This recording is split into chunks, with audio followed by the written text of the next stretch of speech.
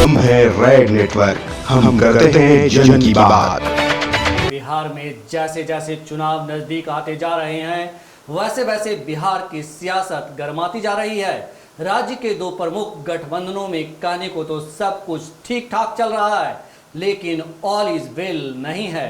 नमस्कार, आप देख रहे हैं रेड नेटवर्क और मैं हूं योगेश चक्रवर्ती। जी हां, बिल्कुल आपने ठीक सुना। बिहार में जैसे जैसे चुनाव नजदीक आते जा रहे हैं, वैसे वैसे बिहार की सियासत गर्माती जा रही है। राज्य के दो प्रमुख गठबंधनों में कहने को तो सब कुछ ठीक ठाक चल रहा है, लेकिन ऑल इज वेल नहीं है। खासकर जिस तरह से एनडीए के भीतर घमासान मचा है, उससे तो यह बिल्कुल ही नहीं लगता कि सब कुछ ठीक ठाक है। एनडीए के प्रमुख घटक दल लोक जनशक्ति पार्टी प्रमुख रामविलास पासवान के पुत्र सांसद चिराग पासवान जिस तरह से जेडीयू पर लगातार हमलावर हैं, उससे तो बिल्कुल भी नहीं लगता कि एनडीए के अंदर की परेशानियां भविष्य में बढ़ने छोड़ घटने वाली है। हाल के दिनों में बिहार का राजनीतिक घटनाक्रम तेजी से बदला है। चिराग पासवान सीएम नीतीश कुमार पर हमला का कोई भी मौका नहीं छोड़ रहे हैं। वे नीतीश कुमार की कई मुद्दों पर घेरेबंदी भी कर रहे हैं, कभी भ्रष्टाचार को लेकर तो कभी प्रशासनिक व्यवस्था को लेकर।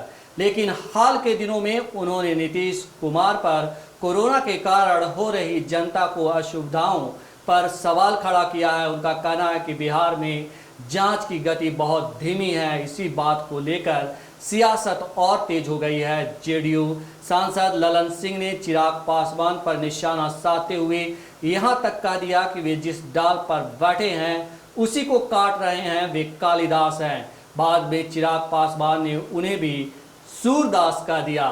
खैर, इन सब के बीच बिहार की सियासत तब और गर्मा गई जब एकाएक शुक्रवार की देर रात चिराग पासवान और पप्पू यादव के बीच करीब 4 घंटे तक दोनों के बीच बंद कमरे में बातचीत होती रही। यहाँ यह भी गौर करने वाली बात है कि नीतीश कुमार से तल्खी के बीच लोजपा प्रमुख चिराग पासवान ने भारतीय जनता पार्टी के प्रमुख जेपी नड्डा से गुरुवार को मुलाकात की थी और इस मुद्दे समेत कई अन्य मुद्दों पर चर्चा की थी। अब इस मुलाकात के बिहार की सियासत में कई मायने निकाले जा रहे हैं।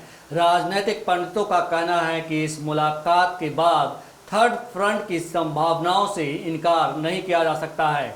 इसमें एसपी बीएसपी जैसे छोटे छोटे दल शामिल हो सकते हैं, लेकिन बड़ा सवाल ये है कि क्या एलजेपी जेडीयू से नाता तोड़ने का प्लान बना चुकी है? क्या नीतीश कुमार की पार्टी में इस काट के लिए हम पार्टी के प्रमुख जीतन राम मांझी से समझौता हो चुका है? जैसी कि अंदर से खबरें आ रही है कि उन्हें नीतीश कुमार ने 7 से 9 सीट पर मना लिया है और इसकी घोषणा जल्द हो सकती है। ये सीट नीतीश कुमार अपनी सीट से देंगे, ये अटकलें लगाई जा रही है।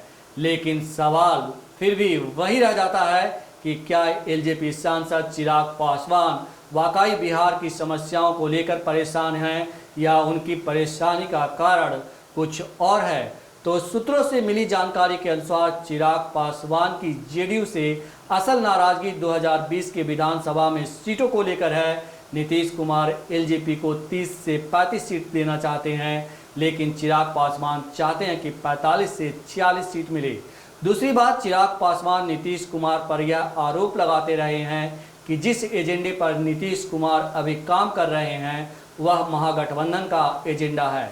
वे चाहते हैं कि एनडीए में जो एजेंडा हो वह कॉमन मिनिमम एजेंडा हो, एनडीए के सभी दलों का एजेंडा हो। इसी बात को लेकर उनकी नाराजगी नीतीश कुमार से चल रही है। फिलहाल एलजेपी नेताओं और कार्यकर्ताओं की चिराग पासवान ने बैठक बुलाकर सभी को साफ कर दिया है कि उन्हें जहां भी सरकार की कमियां दिखे, जोरदार तरीके से मुद्दे को उठाएं, मैं उनके साथ हूं। हम आपको बता दें कि अभी फिलहाल अगर लोजपा बिहार में इस सरकार से समर्थन वापस भी लेती है तो सरकार पर कोई फर्क नहीं पड़ेगा। एलजेपी के अभी 2 विधायक हैं।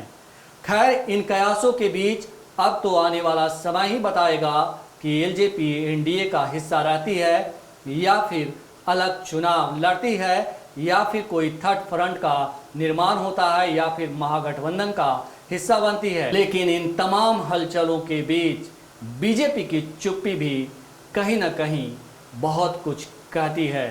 क्या बीजेपी भी एलजेपी का दामन छोड़ने के लिए तैयार है, या यूँ कहें कि एनडीए से एलजेपी की विदाई अब तय है, या फिर कोई रणनीति के हिस्सा के तहत बीजेपी इन तमाम मसलों पर मौन साधे है।